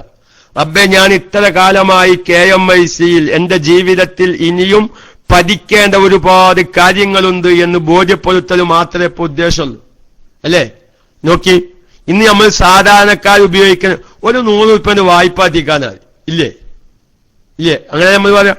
അങ്ങനെ പറയുന്നവര് ഒരു ആൾക്കാരൊക്കെ ഒന്ന് അനുസരിച്ചാൽ നമ്മളൊക്കെ പറയുന്നൊരു വാക്കാ, ഒരു 100 രൂപ വായ്പ എത്തിക്കാൻ. വായ്പ വേറെയാണ്, കടം വേറെയാണ്. മനസ്സിലാക്കേണ്ട മസാലയാണത്. വായ്പ എന്ന് പറഞ്ഞാൽ വേറെ, കടം എന്ന് പറഞ്ഞാൽ വേറെ. എന്നാൽ നമ്മുടെ സാധാരണക്കാര് നല്ലൊരു വിഭാഗം മനസ്സിലാക്കിയത് വായ്പയും കടവും ഒന്നാണ് എന്നാണ്. അല്ല, വായ്പ വേറെ. എല്ലാ സാധാരണക്കാരും ഉപയോഗിക്കുന്ന ഒരു വാക്കാ. ഇതൊരു 500 രൂപ വായ്പ എത്തിക്കാനാണ്, അല്ലെങ്കിൽ ഒരു 1000 രൂപ വായ്പ എത്തിക്കാനാണ്. വായ്പ വേറെ, കടം വേറെ. ഇആറത്ത്, ഇജാറത്ത്, ദൈന്, സദക്ക, ഹിബത്ത്, ഹദിയ, ഖറള്, ഹിറാള്, ഇതൊക്കെ നമ്മുടെ സാമ്പത്തിക ഇടപാടിൽ വരുന്ന ഓരോ മേഖലകളാണ്. വായ്പ എന്ന് പറഞ്ഞ എന്താ ഈ വായ്പ എന്നാണ് ആർക്കെങ്കിലും പറയാൻ പറ്റുമോ ഒരു പബ്ലിക്കില്? വായ്പ നമ്മൾ 500 രൂപ വായ്പ വാങ്ങാൻ പറ്റൂല. കടം തരൂ എന്നാണ് ഞാൻ പറയാറ്. അങ്ങനെ പറയണം. വായ്പ എന്ന് പറഞ്ഞ എന്താണ്? ആ വസ്തു നിലനിൽക്കലോടുകൂടെ അതിന്റെ ഉപകാരം എടുക്കുക. ഇതിനാണ് വായ്പ എന്ന് പറയാം. ആ വസ്തുവിന്റെ ഉപകാരം എടുക്കുമ്പോ ആ വസ്തു അവിടെ നിലനിൽക്കണം. വസ്തു കേടാൻ പാടില്ല. പക്ഷെ വസ്തുവിന്റെ ഉപകാരം എടുക്കുക. അത് രണ്ടും തിരിയങ്ങൾക്ക് ഓരോ ഉദാഹരണം പറഞ്ഞ് അപ്പോഴേക്ക് അബൂസിനാൻ ഉസ്താദ് എത്താൻ വയ്യുണ്ട്. എന്തായാലും ഇത് പറഞ്ഞ് ഞാൻ വായിക്ക തൽക്കാലം പോലും. അബൂസിനാൻ ഉസ്താദ് വന്നിട്ടില്ലെങ്കിൽ അതിനനുസരിച്ച് നമുക്ക് തുടരാം. മെഴുത്തിരി വായ്പ വാങ്ങാൻ പറ്റൂല. മനസ്സിലായോ? മെഴുത്തിരി വായ്പ വാങ്ങാൻ പറ്റൂല. പഞ്ചസാര വായ്പ വാങ്ങാൻ പറ്റൂല. അന്റെ മെഴുത്തിരിയുടെ ഉപകാരം എന്താ? അത് കത്തിക്കല. അതെ, നമ്മുടെ സക്കാഫി സാറ് വായ്പ വാങ്ങിയ വസ്തു തിരിച്ചേൽപ്പിക്കണം. പൈസ കടം വാങ്ങിയ തിരിച്ചേൽപ്പിക്കാൻ പറ്റുമോ? നമ്മൾ എന്തിനാ കടം വാങ്ങുന്നത്? നമ്മൾ എന്തിനാ പൈസ കടം വാങ്ങുന്നത്? നമ്മൾ എന്തോ ആവശ്യത്തിന് ചെലവഴിക്കാനല്ലേ? ആ പൈസ പോയില്ലേ? നമ്മൾ ഒരാളേക്കാണ് 500 രൂപ വായ്പ എത്തിക്കാനാണ് വായ്പന്ന്. ഈ വായ്പ പൈസ കൊണ്ടുള്ള ഉപകാരം എന്താ? നമുക്കെന്തോ ഒരു സാധനം വാങ്ങാനാണ്. ആ പൈസ നമ്മളേക്കന്നെ ചെലവായി. ഇനി നമുക്ക് ആരേക്കന്നാണോ 500 രൂപ വായ്പ വാങ്ങിയത്, ഈ വായ്പ വാങ്ങിയ വസ്തുക്ക് 500 തിരിച്ചു കൊടുക്കാൻ പറ്റും. ഈ 500 വേറെ പീടിക കൊണ്ടുപോയി നമ്മൾ ചെലവാക്കി. അപ്പൊ ആ വസ്തു തന്നെ തിരിച്ചു കൊടുക്കണം. അതിന്റെ ഉപകാരം നമുക്ക് എടുക്കാം. അതാണ് വായ്പ. അത് ഇസ്ലാമിൽ വലിയ മഹത്ത. അപ്പൊ നമ്മള് മെഴുകുതിരി വായ്പ വാങ്ങാൻ പറ്റൂല. കാരണം മെഴുകുതിരിയുടെ ഉപകാരം എന്താ? അത് കത്തിക്കല. മെഴുകുതിരി കത്തിക്കുമ്പോൾ എന്താകും? അത് ഉരുകി ഇങ്ങനെ പോകും. അത് ആ വസ്തുവിന്റെ ഉപകാരം എടുക്കലോടുകൂടെ ആ വസ്തു നശിച്ചു പോവുകയാണ്. ഇതാണ് മെഴുത്തിരി. പഞ്ചസാര അങ്ങനെ തന്നെ. പഞ്ചസാര ഇപ്പൊ നമ്മൾ വാങ്ങുന്നത് എന്താ? ചായയില് മധുരം താനാണ്. അല്ലെങ്കിൽ തരിക്കഞ്ഞിയില് പായസത്തില് മധുരം കമ്മിയായി. അപ്പൊ അടുത്ത വീട്ടിലെ സ്ത്രീനോട് പറഞ്ഞു, അയച്ചോ ഒരു ശകലം പഞ്ചസാര കണ്ട് വായ്പ എത്തിക്കാം. ഞാൻ പെരയിലൊരു വിരുന്നേര് വന്നിട്ടുണ്ട്, ഞാൻ ഇപ്പൊ പഞ്ചസാരല്ല, ഒരു ശകലം പഞ്ചസാര വായ്പ എത്തിക്കാം. പറ്റൂല. കാരണം ആഴ്ചത്തെ പഞ്ചസാര ഇവര് ചായയില് മധുരത്ത് വിരുന്നേര് കൊടുത്ത്, വിരുന്നേര് ചായ കുടിച്ചപ്പോ പഞ്ചസാരയും ചെലവായി പോയി. ഇനി ആഴ്ചൂന് ഈ പഞ്ചസാര മടക്കി കൊടുക്കാൻ പറ്റൂല. നേരെ മറിച്ച് വായ്പ എന്ന് പറയുമ്പോ വസ്തുവിന്റെ ഉപകാരം എടുക്കലോടുകൂടെ ഈ വസ്തുവിന് തകരാറ് പറ്റാൻ പറ്റൂല. ഈ വസ്തു തിരിച്ചു കൊടുക്കാൻ പറ്റണം. അത് നിങ്ങൾക്ക് തിരിഞ്ഞൊരു ഉദാഹരണം. എന്റെ പെരയിൽ ഒരു 3 ആൾക്കാർ വന്നു, ഒരൽപ്പം ബിരിയാണി വെക്കണം. എന്റെ പെരയിൽ ബിരിയാണി ചെമ്പില്ല. മണ്ണെണ്ണൊന്നും പറ്റൂലാണ്. മണ്ണെണ്ണ എന്തിനാ? കത്തിക്കാനല്ലേ. അത് കത്തിച്ചാൽ മണ്ണെണ്ണ ചെലവായില്ലേ? വെളുക്കിൽ മണ്ണെണ്ണ ഒഴിച്ച് കത്തിച്ചാൽ കത്തുന്നതിനനുസരിച്ച് മണ്ണെണ്ണ ചെലവാകുക. പിന്നെ ഈ മണ്ണെണ്ണ തിരിച്ചു കൊടുക്കാൻ പറ്റുമോ? ഇല്ല. ഈ വായ്പയാകുമ്പോൾ വസ്തു തിരിച്ചു കൊടുക്കണം. ഉപകാരം വായ്പ എടുത്തവന് ഉപകരിക്കാം. വായ്പ കൊടുക്കൽ ഇസ്ലാമിൽ വലിയ മഹത്ത. ഉദാഹരണം, എന്റെ വീട്ടിലൊരു പരിപാടിയുണ്ട്, 5 കിലോ ബിരിയാണി വെക്കണം. എന്റെ വീട്ടിൽ 5 കിലോ ബിരിയാണി വെക്കാൻ പറ്റിയ ചെമ്പില്ല. നേരെ മറിച്ച് അടുത്ത വീട്ടിൽ ബിരിയാണി വെക്കാൻ പറ്റിയ ചെമ്പുണ്ട്. അപ്പൊ എന്ത് ചെയ്യാ? നമ്മൾ ആ വീട്ടിന് തൽക്കാലം ഈ ബിരിയാണി ചെമ്പ് വായ്പ വാങ്ങുന്നു. എന്റെ വീട്ടിൽ കൊണ്ടുവന്ന് ബിരിയാണി വെക്കുന്നു. ബിരിയാണി വെച്ച് കഴിഞ്ഞാൽ ചെമ്പ് കഴുകിയിട്ടും തിരിച്ചു കൊടുക്കുന്നു. അല്ലേ? ഇതാ വായ്പ. പക്ഷെ അതിന്റെ ഒപ്പം ചേരണം ബിരിയാണി കൊടുക്കുന്നത് സാമാന്യ മര്യാദയെന്ന് മാത്രം, നിർബന്ധമൊന്നുമില്ല. ഒരാളെ പെരേന് അടുത്ത പെരേന് ബിരിയാണി വെക്കാൻ വേണ്ടി ചെമ്പ് വാങ്ങിയാല് ആ ചെമ്പ് തിരിച്ചു കൊടുക്കുമ്പോ, ആ ചെമ്പ് കഴുകിയിട്ട് കൊടുക്കുമ്പോ കുറച്ച് ബിരിയാണി ഒപ്പം കൊടുക്കുക. അതൊരു മാന്യതയാണ്. കാരണം ആ വീട്ടിൽ മറ്റേ കുട്ടികളുണ്ടാവും. മറ്റേ പെരേക്ക് ബിരിയാണി വെക്കാൻ വേണ്ടി ചെമ്പും തൊഴിച്ചുണ്ട്, ചെമ്പ് തിരിച്ചു കൊണ്ടുവരുമ്പോ ബിരിയാണി ഉണ്ടാവിച്ചിട്ട് ആ മക്കൾ കാത്തിരിക്കുന്നുണ്ടാവും. ഇതാണ് വാങ്ങുക. അത് കയറ്റ് വാങ്ങുക. എന്റെ പെരയിൽ മഴ പെയ്ത് വെള്ളം തെങ്ങിൻ്റെ ഒത്ത് ഒന്നായിട്ട് വെള്ളം നിൽക്കാണ്. അപ്പൊ ആ വെള്ളം ഒന്ന് ഒഴിച്ചു വിടാൻ ഒരു കൈക്കോട്ടില്ല. അടുത്ത പെരയെ പോയിട്ട് കൈക്കോട്ട് വാങ്ങി. ഞാൻ എന്റെ തെങ്ങിന്റെ തടം വള്ളക്കും തിരിച്ചു വിട്ടു, ആ കൈക്കോട്ട് തിരിച്ചു കൊടുത്തു. അല്ലെങ്കിൽ മഴ പെയ്തപ്പോ കാറ്റടിച്ചപ്പോ ഒരു മൂച്ചിക്കൊമ്പ് പെരമക്ക് വീണ് അത് വെട്ടി ഒഴിവാക്കാൻ കോടാലി അല്ലെങ്കിൽ വെത്തരിവാലി എന്റെ വീട്ടിലില്ല. അപ്പൊ എന്താക്കി, അടുത്ത പെരേന്ന് കോടാലി വാങ്ങി അല്ലെങ്കിൽ കത്തി വാങ്ങി ഞാൻ ആ കൊമ്പ് മുറിച്ചൊഴിവാക്കി ആ കോടാലി തിരിച്ചു കൊടുക്കുന്നു. കോടാലി കൊണ്ടുള്ള ഉപയോഗം എന്താ? മുറിക്കുക എന്നുള്ളതാ. ബിരിയാണി ചെമ്പിനാലുള്ള ഉപയോഗം എന്താ? ബിരിയാണി വെക്കുക എന്നുള്ളതാ. പക്ഷെ ബിരിയാണി വെക്കൽ കൊണ്ട് ചെമ്പിനൊന്നും പറ്റുന്നില്ല. കോടാലി കൊണ്ട് കൊമ്പ് മുറിക്കൽ കൊണ്ട് കോടാലിയുടെ കൊന്നും പറ്റുന്നില്ല. അല്ലെങ്കിൽ കൈക്കോട്ട് കൊണ്ട് മണ്ണ് മാന്തൽ കൊണ്ട് കൈക്കോട്ടിനൊന്നും പറ്റുന്നില്ല. നോക്കിങ്ങള്. അപ്പൊ നമ്മൾ ഈ ഉപകാരം വസ്തു കൊണ്ടുള്ള മംഫഅത്ത്, ഉപകാരം മെടുക്കലോടുകൂടെ വസ്തുവിനൊന്നും പറ്റാതിരിക്കുക, അതിനാണ് വായ്പ എന്ന് പറയാം. മനസ്സിലായോ? മലയാളത്തില് ഏതെങ്കിലും എന്റെ ക്ലാസ് റൂമിൽ ഈ സമയത്തുള്ള ശ്രോതാക്കൾ സാധാരണ പൈസ വാങ്ങലിന് വായ്പ എന്ന വാക്കുപയോഗിക്കാറുണ്ട്. ഈ KMICയുടെ മുഴുവൻ ശ്രോതാക്കളോടും പറയുന്നു, ഇനി 500 രൂപ വായ്പ കാത്തിക്ക അല്ലെങ്കിൽ 1000 രൂപ വായ്പ കാത്തിക്ക എന്ന് പറയുന്ന ഏതെങ്കിലും ശ്രോതാക്കൾ ഈ ക്ലാസ് റൂമിലുണ്ടെങ്കിൽ ഇന്നു മുതൽ ആ വാക്ക് അവസാനിപ്പിക്കണം. അത് വായ്പയല്ല. ഉപകാരം മെടുക്കലോടുകൂടെ വസ്തു നശിക്കുന്നുവെങ്കിൽ അല്ലെങ്കിൽ വസ്തു നമ്മുടെ കൈവശത്തിൽ നിന്ന് ചെലവായി പോകുന്നുവെങ്കിൽ ഒരിക്കലും തന്നെ അത് വായ്പയായി എടുക്കാൻ പറ്റൂല. മേറ്റിൽ വായ്പ വാങ്ങാൻ പറ്റൂല, പഞ്ചസാര വായ്പ വാങ്ങാൻ പറ്റൂല, എണ്ണ വായ്പ വാങ്ങാൻ പറ്റൂല, പൈസ വായ്പ വാങ്ങാൻ പറ്റൂല. കാരണം അതിന്റെ ഉപയോഗത്തോടുകൂടി ആ വസ്തു നമ്മുടെ അടുക്കൽ നിന്ന് ഇല്ലാതെയാവുകയാണ്. ആ വസ്തു നമുക്ക് തിരിച്ചു കൊടുക്കാൻ പറ്റൂല. എനിക്ക് 100 രൂപ കടം കാത്തിക്ക, നീ ഒരു ശകലം പഞ്ചസാര കടം കാത്തിക്ക, അല്ലെങ്കിൽ കുറച്ച് എണ്ണ കടം കാത്തിക്ക എന്നേ പറ്റുള്ളൂ. അത് കേടെന്നാ പിന്നെ എന്താ കാത്താൻ? ഒരു മസലുണ്ട്. പിന്നെ കോടാലി കേടെന്നായി നമ്മൾ നന്നാക്കി കൊടുക്കണം. അങ്ങനെയാണ് മസല. ഇപ്പൊ നമ്മൾ ചെലവുടിക്ക് ഭക്ഷണം കഴിക്കുന്ന പെരേക്ക് ചോറ് കഴിക്കാൻ പോയി. ഉസ്താദുമാർക്കൊക്കെ അറിയാം മസല. ഞാനൊരു പെരേക്ക് ചായ കുടിക്കാൻ പെരേക്ക് ചെന്ന് അങ്ങനെ അബൂ റയ്യാന് നല്ലൊരു ഗ്ലാസ് ചായ ഉണ്ടാക്കി തന്നു. കഷ്ടകാലത്തിന് ഗ്ലാസിന്റെ കയ്യിൽ നിന്ന് വീണ്, ഗ്ലാസ് എന്റെ കയ്യിൽ നിന്ന് വീണ്. ഗ്ലാസ് പൊട്ടിയാൽ ഗ്ലാസിന്റെ കാശ് ഞാൻ കൊടുക്കണം. ചായപ്പീടിയെ കയറി ചായ കുടിക്കുന്ന സമയത്ത്, ജ്യൂസും കടയിൽ കയറി ജ്യൂസ് കുടിക്കുന്ന സമയത്ത് ജ്യൂസ് കുടിക്കാൻ അവർ ഗ്ലാസ് വായ്പ തന്നിരിക്കുകയാണ്. ജ്യൂസ് കുടിക്കാൻ ജ്യൂസ് അവർ ഗ്ലാസ് അവർ വായ്പ തന്നിരിക്കുകയാണ്. ആ ഗ്ലാസ് ജ്യൂസ് കുടിച്ചും കൊണ്ടിരിക്കുമ്പോ, ചായ കുടിച്ചും കൊണ്ടിരിക്കുമ്പോ ഗ്ലാസ് നിലത്തേക്ക് വീണ് പൊട്ടിയാൽ ഗ്ലാസിന്റെ കാശ് ഞാൻ കൊടുത്തോളണം. വായ്പ വാങ്ങിയവന്റെ അടുക്കൽ നിന്ന് വായ്പ മുതൽ നശിച്ചാൽ ആ മുതലിന്റെ ഉത്തരവാദി ഈ വായ്പ എടുത്തവനാ. ചായപ്പീടിയക്കാരൻ പറഞ്ഞു, അത് പൊരുത്തല്ലേ, കുഴപ്പമില്ല ഉസ്താദ് പോയിക്കോലി, അത് പ്രശ്നമില്ല, പൊരുത്തപ്പെട്ടാവൊക്കെ.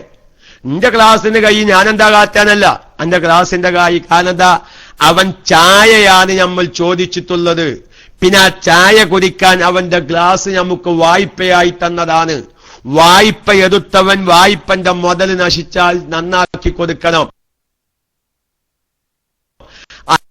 അയൽവാസി അടുക്കൽ നിന്ന് കോടാലി വാങ്ങി അതിൻ്റെതായ തായി മുറിഞ്ഞാൽ വായ്പ കൊടുക്കുന്നത് ഇസ്ലാമിൽ വളരെയധികം സ്ഥാനമുള്ളതാണ്.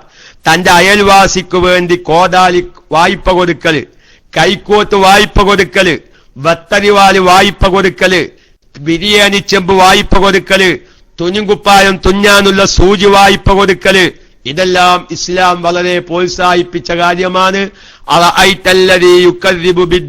എന്ന് തുടങ്ങുന്ന സൂറത്തില് 4-ാമതായി വിശുദ്ധമായ ഖുർആൻ പറഞ്ഞത് വയംനഊനൽ മാഊൻ, വിശുദ്ധമായ ഇസ്ലാം കൊണ്ട് ദീന് കൊണ്ട് കളവാക്കുന്നവരുടെ 4-ാമത്തെ സ്വഭാവമാണ് നൂല് വായ്പ പറ്റില്ല. കാരണം നൂല് വാങ്ങുന്നത് കുപ്പായം തുന്നാനാണ് നൂല്. ഈ നൂല് വാങ്ങി നമ്മൾ കുപ്പായം തുന്നിയാൽ പിന്നെന്തിനാ കുപ്പായം തുന്നിയത്? ഈ നൂല് തിരിച്ചു കൊടുക്കാൻ പറ്റുമോ?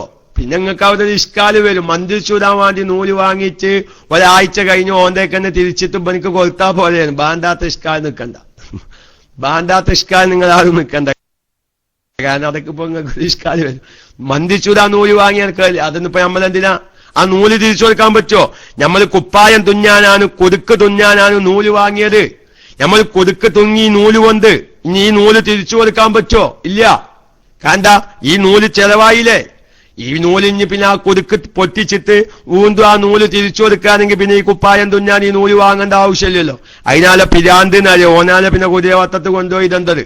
അപ്പൊ നൂല് നമ്മൾ വാങ്ങുന്നത് തുന്നാനാണ്. അത് കുപ്പായം തുന്നിക്കഴിഞ്ഞാൽ ആ നൂല് പിന്നെ തിരിച്ചു കൊടുക്കാൻ പറ്റൂല. അപ്പൊ നിങ്ങൾ ഇങ്ങനെ മനസ്സിലാക്കിയാൽ മതി. വായ്പ വാങ്ങിയ വസ്തു തിരിച്ചു കൊടുക്കണം. അതിന്റെ ഉപകാരം നമുക്കെടുക്കാം. ബിരിയാണി ചെമ്പ് കൊണ്ടുള്ള ഉപകാരം ബിരിയാണി വെക്കലാണ്. കോടാലി കൊണ്ടുള്ള ഉപകാരം അതൊരു കൊമ്പ് മുറിക്കലാണ്.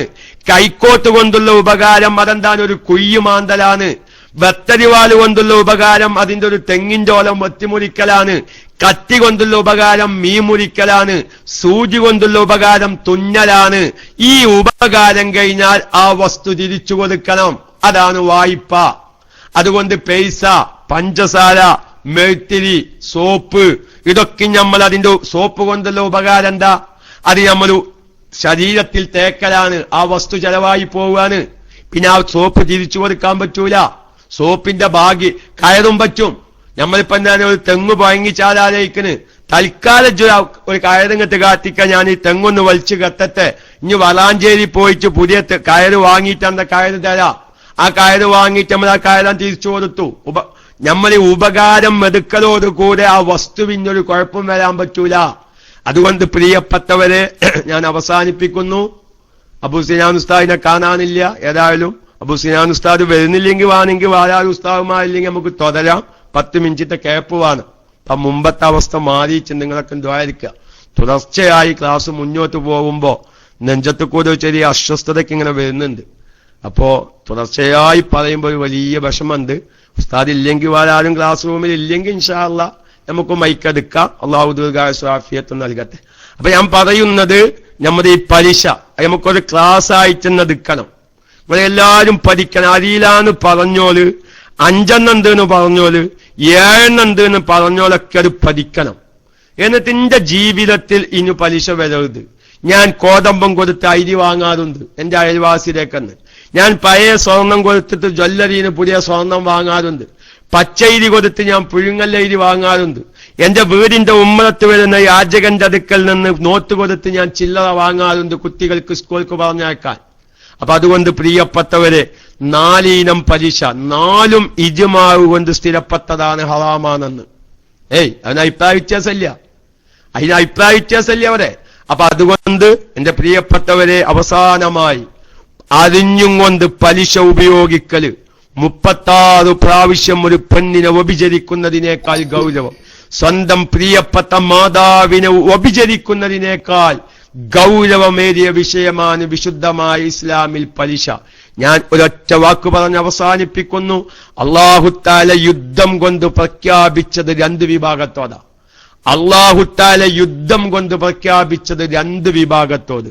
ഒരു വിഭാഗം അള്ളാഹുവിന്റെ ഔലിയാക്കന്മാരെ എതിർക്കുന്നവരോട്.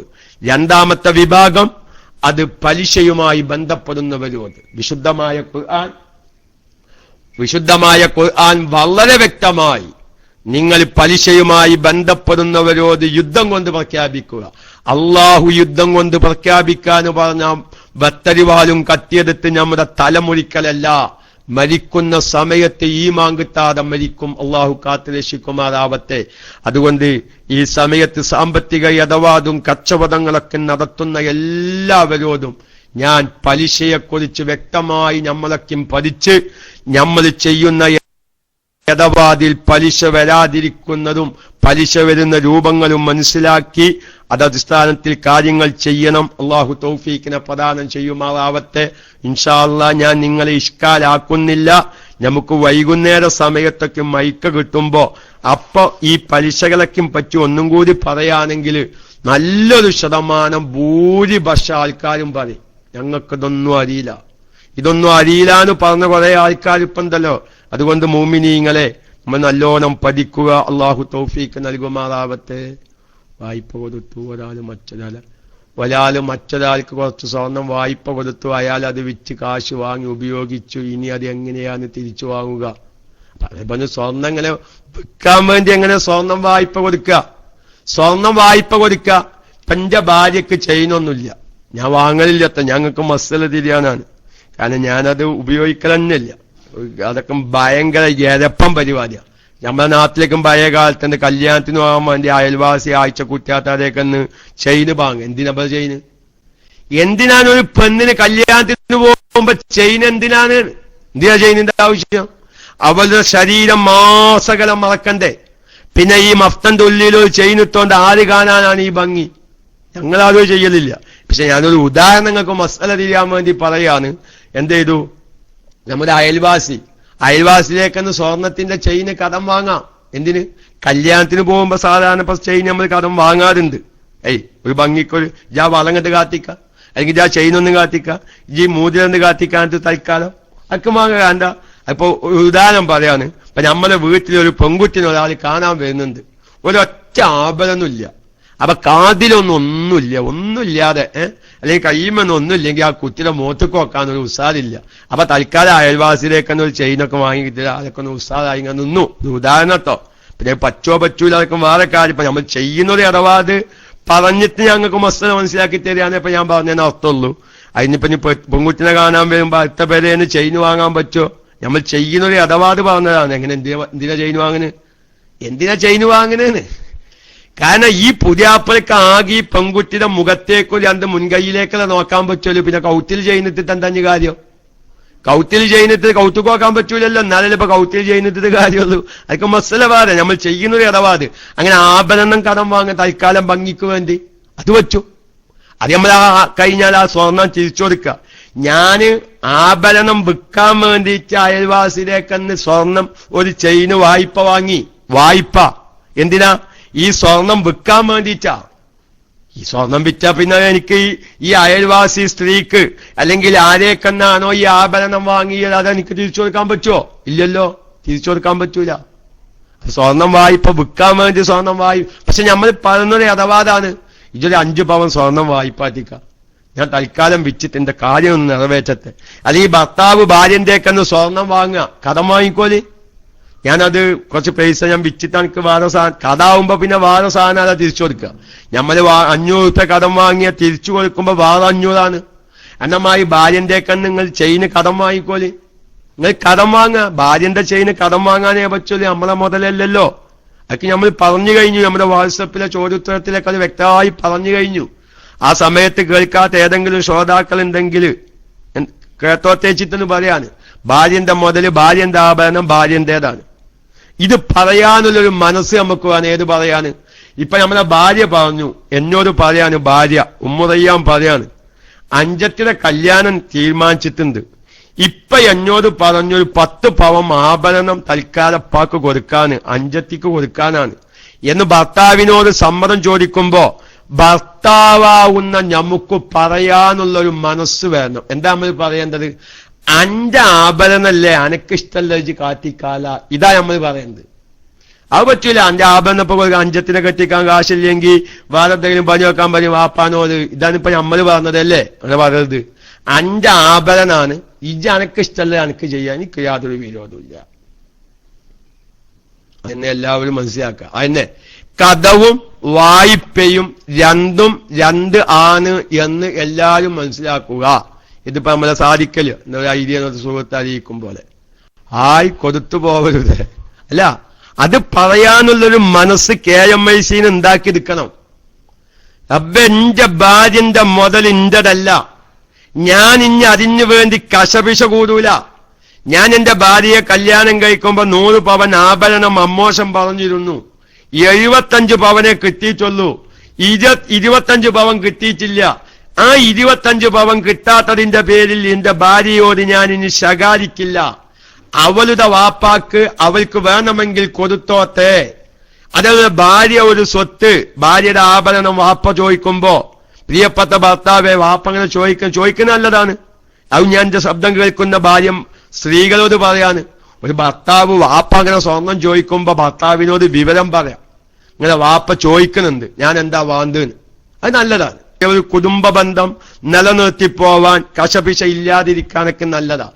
പക്ഷെ കൊടുക്കാൻ പാടില്ല എന്ന് പറയാൻ അവകാശം നമുക്കില്ല എന്നാണ് ഞാൻ പറഞ്ഞത്. ആ അവകാശം ഉണ്ടാവരുത്. അന്റെ മുതലാണ് ഇജ്ജ് എന്താച്ചാ കാട്ടിക്കോന്ന് പറയാൻ മനസ്സ് വേണം. അത് വരൂല മൊയ്യേ, അത് പറയാൻ തോന്നുന്നില്ല. എന്താ ഇപ്പൊ ഭാര്യനോടെ ഇതുവരെ ഭാര്യയുടെ 10 പവൻ കിട്ടാത്തതിന്റെ പേരിൽ വക്കാനേറ്റിന ഭർത്താവ് എന്താ ഇപ്പൊ അഞ്ചിഷ്ടം പോലെ കാട്ടിക്കോ, എനിക്ക് യാതൊരു വിരോധമില്ല. എവിടെന്നാണ് എന്റെ ഭർത്താവിന് ഈ മാറ്റം കിട്ടിയത്? അത് KMIC കൊണ്ട് കിട്ടിയതേക്കാളെന്ന് ചിന്തിച്ചോളും. അത്രേ ചിന്തിക്കേണ്ടതേ ഉള്ളൂ. അപ്പൊ ഏതായിരുന്നാലും നമ്മുടെ സാമ്പത്തിക ഇടപാട് നല്ലോണം ശ്രദ്ധിക്കണം. പണയത്തെപ്പറ്റി നമ്മൾ പഠിക്കണം. അപ്പോഴാണ് ഇപ്പൊ ഈ 2 കൊല്ലത്തിന് എഗ്രിമെന്റ് എഴുതിങ്ങാണ്ട് 2 ലക്ഷം വാങ്ങി വീട് താമസിക്കാൻ കൊടുക്കുക, വാഹനം ഓടാൻ കൊടുക്കുക. അപ്പോഴാണ് ഇതൊക്കെ പലിശയാണോ ഹറാമാണോ ഹലാലോ എന്ന് അറിയാം. നമ്മൾ ഇതുകൊണ്ടല്ലേ ഇപ്പൊ നമ്മൾ പല ഇടപാടും നടത്തുന്നത്. അതുകൊണ്ട് നമ്മുടെ ഇടപാടിൽ പലിശ വരാതിരിക്കാൻ എനിക്ക് ബാക്കി തരാനുള്ളത് ഞാൻ വാങ്ങിയില്ല. ആയിക്കോട്ടെ, ഇൻഷാ അല്ലാഹ്. അല്ലാഹു എല്ലാവർക്കും നല്ല ബുദ്ധി കൊടുക്കട്ടെ. അവരെന്താച്ചാ കാത്തിക്കോട്ടേന്ന്. ഓല വാപ്പ ഓൽക്ക് കൊടുക്കാതിരിക്കട്ടെ. അതൊന്നും നമ്മൾ നോക്കണ്ടല്ലോ. നമ്മൾ കല്യാണം കഴിച്ചത് ഈ ആഭരണത്തിനാ. നമ്മൾ കല്യാണം കഴിച്ചത് അവരുടെ ശരീര, അവരുടെ ആ പ്രധാനപ്പെട്ട ആ ഭാഗ, അതല്ലേ ഞമ്മക്ക് വേണ്ടതല്ലോ. അതിന് കുഴപ്പം തോന്നല്ലേ ഇപ്പൊ നമ്മൾ നോക്കേണ്ടതുള്ളൂ. അത് ഉസ്താദാണെങ്കിൽ ഉസ്താദ്, അല്ലെങ്കിൽ ഇല്ല. അതിന് നിബന്ധന ഉണ്ട്. അതിനൊക്കെ ഒരുപാട് നിബന്ധന ഉണ്ട്. കല്യാണം കഴിച്ചു നോക്കുമ്പോ ഉപയോഗിക്കാൻ പറ്റാത്ത സാധനമാണെങ്കിൽ നിക്കാഹ് ഫസ്ഖാത്താൽ അധികാരമൊക്കെ ഉണ്ട്. അത് വേറെ കാര്യം. അപ്പൊ നമ്മൾ ആ മുതലും എന്ന് നമ്മൾ വല്ലാതെ കെട്ടി മരിയണ്ട. ഇന്നല്ലെങ്കിൽ നാളെ നമ്മൾ മരിക്കും. അവസാനമായ ഒറ്റ വാക്ക് ഇതൊക്കെ പറയുമ്പോ എങ്ങനെ ഉസ്താദപ്പം ജീവിച്ചാണ്. ഈ സാമ്പത്തിക ഇടപാട് പറയുമ്പോ എല്ലാ സാധാരണക്കാരെയും കൽബിൽ വരുന്ന ഒരു ഇഷ്കാലാണ്, എങ്ങനെ ഇപ്പൊ നമ്മൾ പിന്നെ ജീവിക്കാൻ. ആ ജീവിക്കുക എന്നതിന്റെ മറുപടിയാണ് മഹാനായ നബി സല്ലല്ലാഹു അലൈഹി വസല്ലമ തങ്ങൾ പറഞ്ഞത്, അദ്ദുന്യാ സിജ്നുൽ മുഅ്മിനി വ ജന്നത്തുൽ കാഫിരി. ദുന്യാവ് മുഅ്മിനായ മനുഷ്യന്റെ ജയിലാണ്, കാഫിറിന്റെ സ്വർഗ്ഗമാണ്. ജയിലിന്ന് പറയുമ്പോ നമുക്ക് സ്വാതന്ത്ര്യം ഉണ്ടാവൂല. നമ്മളിഷ്ടത്തിന് പോകാനും വരാനൊന്നും ജയില് പറ്റൂലല്ലോ, അല്ലെ? ജയിലിന്ന് പറഞ്ഞാൽ അതല്ലേ. നമ്മുടെ നാട്ടിലെ സ്വസ്ഥതയും സ്വാതന്ത്ര്യവും ജയിലിലില്ല. ജയിലിൽ നിയമങ്ങളുണ്ട്. നമ്മളിഷ്ടത്തിന് പുറത്തേക്ക് പോരാൻ പറ്റൂല. നമ്മുടെ ഇഷ്ടത്തിന് ഇപ്പം മറക്കിരിക്കാൻ പോകാൻ പറ്റിക്കോന്നില്ല. ജയിലാകുമ്പോ നിയമങ്ങളുണ്ട്. എന്ന മാതിരി ഒരു മുഅ്മിനായ മനുഷ്യനെ കുറിച്ച് ദുന്യാവിൽ ഒരുപാട് നിയമമുണ്ട്. ആ നിയമങ്ങളൊക്കെ പാലിച്ചത് ജീവിക്കുമ്പോഴാണ് നാളെ ആഖിറത്തിൽ അള്ളാഹു സ്വർഗ്ഗം തരിക. അള്ളാഹു തആല നമുക്കെല്ലാവർക്കും സാമ്പത്തിക വിശുദ്ധി വലിയ വിഷയാണ്. വകുല്ലു ലഹ്മിൻ നബത മിനസ്സുഹ്തി കാനത്തിന്നാറു ഔലാ ബിഹി. നമ്മൾ കഴിക്കുന്നതും നമ്മൾ കഴിക്കാൻ കൊടുക്കുന്നതും ഹറാമായാൽ ആ ശരീരം നരകം കൊണ്ട് ഏറ്റവും ബന്ധമായതാണ്. അതുകൊണ്ട് എന്റെ പ്രിയപ്പെട്ട സഹോദരിമാരെല്ലാവരും പൈസ ചേഞ്ചാക്കുമ്പോ, അരി ചേഞ്ചാക്കുമ്പോ, കോതമ്പം ചേഞ്ചാക്കുമ്പോ, സ്വർണം ചേഞ്ചാക്കുമ്പോ അതിലൊക്കെയുള്ള നിബന്ധന പഠിക്കണം. ആ നിബന്ധന പാലിച്ച് ഇടപാടുകൾ നടത്തണം. അള്ളാഹു തൗഫീഖ് നൽകുമാറാവട്ടെ എന്ന് ദുആ ചെയ്ത് തൽക്കാലം ഞാൻ മൈക്ക ഊതുന്നു. ഉസ്താദുമാരാരെങ്കിലും മൈക്കയിലേക്ക് വരാം ഇൻഷാ അല്ലാഹ്. അതില്ലെങ്കിൽ ഒരു 10 മിനിറ്റ് കഴിഞ്ഞിട്ട് വേണമെങ്കിൽ നമുക്ക് വീണ്ടും നോക്കാം. ഞാൻ ദുആ വസിയത്തോടെ. അസ്സലാമു അലൈക്കും വറഹ്മത്തുള്ളാഹി വബറകാതുഹു.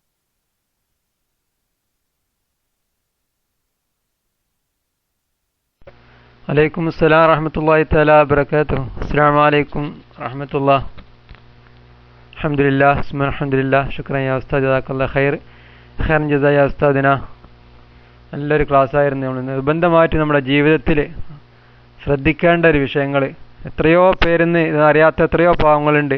അൽഹംദുലില്ലാഹ് ഉസ്താദിന്റെ ക്ലാസ് കൊണ്ട് എത്രയോ പേർക്ക് ഇത് ഉപകാരപ്പെടുന്നുണ്ട്. റബ്ബ് സുബ്ഹാനഹു വ തആല സ്വീകരിക്കുമാറാട്ടെ. ഉസ്താദിന് അല്ലാഹു ആഫിയത്തുള്ള ദീർഘായുസ്സും ഹിമ്മത്തും നൽകുമാറാട്ടെ. ഉസ്താദിന്റെ ജീവിതത്തിലും ഇൽമിന് അല്ലാഹു ബർക്കത്ത് നൽകുമാറാട്ടെ. ഒരു ഉസ്താദിന്റെ കുടുംബത്തിൽ അല്ലാഹു ബർക്കത്ത് നൽകുമാറാട്ടെ. ഉസ്താദിന്റെ ഉമ്മാടെ രോഗം അല്ലാഹു പരിപൂർണ്ണ ഷിഫ നൽകുമാറാട്ടെ. ഈ പഠിപ്പിച്ചിരുന്ന ഇൽമിന്റെ ബർക്കത്ത് കൊണ്ട് ആ ഉമ്മാടെ രോഗം അല്ലാഹു പരിപൂർണ്ണ ഷിഫ കൊടുക്കുമാറാട്ടെ. ആഫിയത്തുള്ള ദീർഘായുസ്സ് നൽകുമാറാട്ടെ. ഇനി ഒരുപാട് കാലം നമുക്ക് ഈ ക്ലാസ് റൂമിൽ ഒരുമിക്കാനും നല്ല ഉപദേശങ്ങൾ തരാനും ഉസ്താദിനും അതുപോലെ കേൾക്കാൻ നമുക്ക് അല്ലാഹു തൗഫീഖ് ചെയ്യുമാറാകട്ടെ. ആഫിയത്തുള്ള ദീർഘായുസ്സ് നൽകുമാറാകട്ടെ. അതുപോലെ നമുക്ക് ക്ലാസ് എടുത്ത് തരുന്ന ഉസ്താദന്മാർ, അതുപോലെ നമുക്ക് വേണ്ടി എപ്പോഴും ദുആ ചെയ്യുന്ന നമ്മുടെ മദീനയിലുള്ള സയ്യിദ് അവറുകൾ എല്ലാവർക്കും അല്ലാഹു ആഫിയത്തുള്ള ദീർഘായുസ്സ് നൽകുമാറാകട്ടെ. ഇത് കേൾക്കുന്ന റേഡിയോ ശ്രോതാക്കൾ എത്രയോ പേരുണ്ട്. എത്രയോ പേർക്ക് ഇതുകൊണ്ട് ഉപകാരപ്പെടുന്ന എത്രയോ ഉസ്താദിനെ അറിയിച്ചിരുന്നു, ഉസ്താദ് പറഞ്ഞിരുന്നു. അതുപോലെ നമ്മളെ അറിയിച്ചിട്ടുണ്ട്. എത്രയോ പേർക്ക് ഉപകാരപ്പെടുന്ന ഒരു ഇൽമാണ് ഉസ്താദ് പറഞ്ഞു തരുന്നത്. എത്രയോ പാവങ്ങൾക്ക് അവരുടെ ജീവിതത്തിൽ മാറ്റം വരുത്താൻ സാധിച്ചിട്ടുണ്ടെന്ന് അവർ പറഞ്ഞപ്പോൾ ഭയങ്കര സന്തോഷം തോന്നുന്നു. റബ്ബ് സുബ്ഹാനഹു വ തആല അവർക്ക് ഇനിയും ഒരുപാട് കാര്യങ്ങൾ പഠിക്കാനും അതനുസരിച്ച് ജീവിതത്തിൽ പകർത്താനും എല്ലാവർക്കും റബ്ബ് സുബ്ഹാനഹു വ തആല തൗഫീക്ക് ചെയ്യുമാറാട്ടെ എന്ന് ദുആ ചെയ്യുകയാണ്. ഇൻഷാ അല്ലാഹ് ഇനി അടുത്ത് നമുക്ക് അബൂ സിനാ ഉസ്താദ് എത്തിയില്ല. അതിനുശേഷം ഇനി അബൂ സായിദ് ഉസ്താദിന്റെ ക്ലാസ്സാണ്. അബൂ സായിദ് ഉസ്താദ് ക്ലാസ്സിൽ എത്തിയിട്ടില്ലല്ലോ. ഇൻഷാ അല്ലാഹ് ഉസ്താദ് 10 മിനിറ്റ് കഴിഞ്ഞിട്ട് വരുന്ന അറിയിച്ചിട്ടുണ്ട്. അതുവരെ നമുക്ക് നല്ല അതുവരെ നമുക്ക് റെക്കോർഡിലേക്ക് വെക്കാം. ഉസ്താദ്മാർ ഉണ്ടോ? ദുആ ചെയ്തോടെ. അസ്സലാമു അലൈക്കും വറഹ്മത്തുള്ളാഹി തആല വബറകാതുഹു.